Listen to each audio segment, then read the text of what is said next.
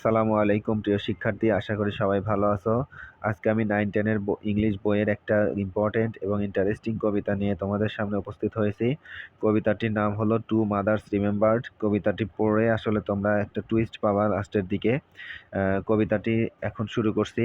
আর তোমাদের জন্য কবিতার শেষে শর্ট সামারি করে দেওয়া আছে যাতে কবিতাটা তোমরা সহজে বুঝতে পারো।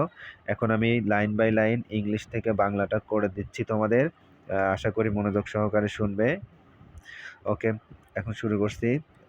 কবিতাটির নাম হলো টু মাদার্স রিমেম্বার্ড, মানে দুজন মাকে স্মরণ, বাই জন স্নো ডানকানসন। কবিতাটা লিখছে John Snow Duncanson. I had two mothers I claim.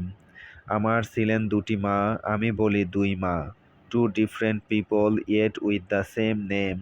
দুটি ভিন্ন মানুষ যদিও একই ছিল নাম। Two separate women diverse by design. দুইটি আলাদা নারী, আলাদা গড়ন। But I loved them both because they were mine. তবু আমি ভালোবাসতাম উভয়কেই কারণ তারা দুজনেই ছিল আপন। The first was the mother who carried me here. প্রথম মা ছিলেন সেই মা যিনি আমাকে এখানে এনেছেন। Gave birth and nurtured and launched my career. জন্ম দিয়েছেন, লালন করেছেন আর ভবিষ্যৎ গড়েছেন।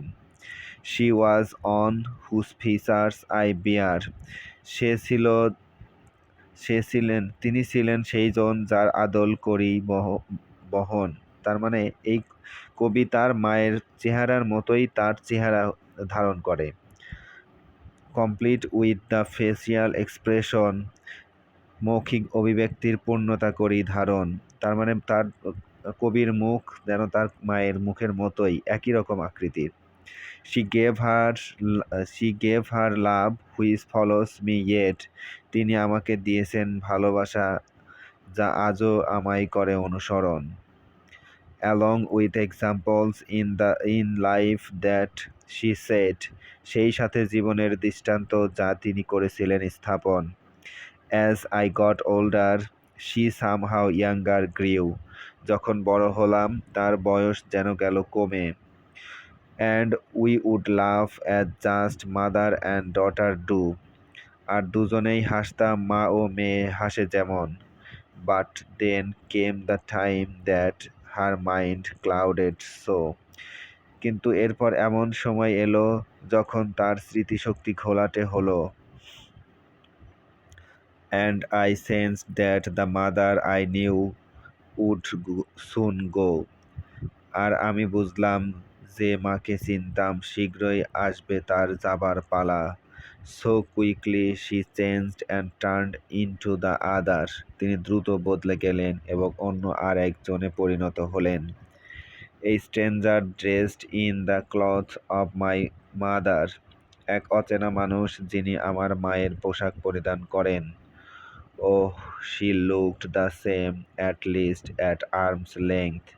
আহা, তিনি দেখতে ছিলেন একই, দূর থেকে অন্তত। But now she was the child and I was her strength. কিন্তু তিনি হলেন শিশু আর আমি হলাম তার শক্তি। We would come full circle, we women three. আমরা পূর্ণ চক্র সম্পন্ন করলাম, তিনজন নারীর চক্র। My mother, the first, the second and me. আমরা পূর্ণ চক্র সম্পন্ন করলাম, তিনজন নারীর চক্র। And if my own children should come to a day. আর কোনো দিন যদি আমার নিজের সন্তানদের জীবনে এমন দিন আসে, when we new mother comes and the old goes away. যেদিন পুরনো মা চলে গিয়ে নতুন মা আসবে। I would ask of them nothing that I didn't do. আমি তাদের কাছে কিছুই চাইব না যা আমি করিনি। Love both of your mothers as both have loved you. উভয় মাকেই ভালোবেসো যেভাবে উভয়ে দিয়েছে তোমাকে ভালোবাসা।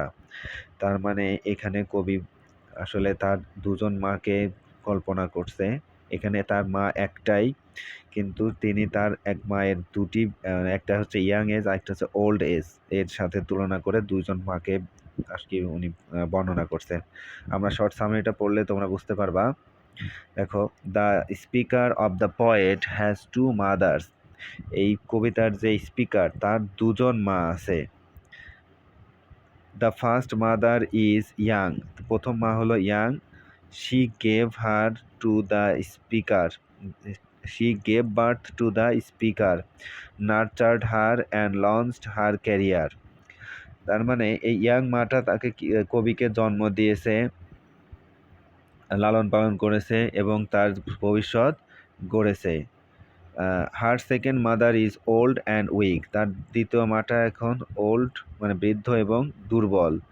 দেস to mother has the same look, এই দুজন মা দেখতে একই, কারণ মা তো একজনই, শুধু একজন হচ্ছে ইয়াং এজ আর একটা হচ্ছে ওল্ড এজ।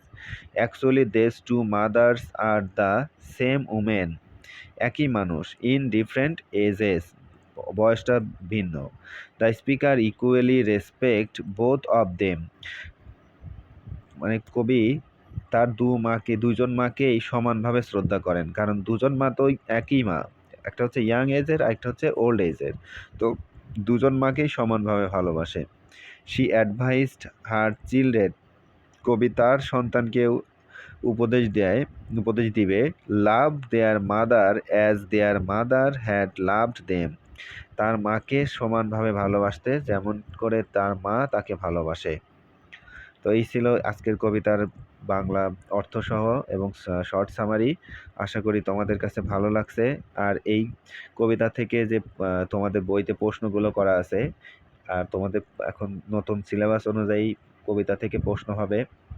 তোমাদের বইয়ের এই প্রশ্নগুলোর অ্যান্সার যদি পেতে চাও তাহলে কমেন্ট করে জানাও, পরবর্তী ভিডিওতে আমি তোমাদের এই প্রশ্নগুলোর একদম সহজ সাবলীল ভাষায় অ্যান্সারগুলো করে দিব। ততক্ষণ পর্যন্ত ভালো থাকো। আর এই ভিডিও থেকে যদি একটু উপকৃত হও তাহলে লাইক কমেন্ট শেয়ার করে আমাদেরকে সাপোর্ট করো। আসসালামু আলাইকুম।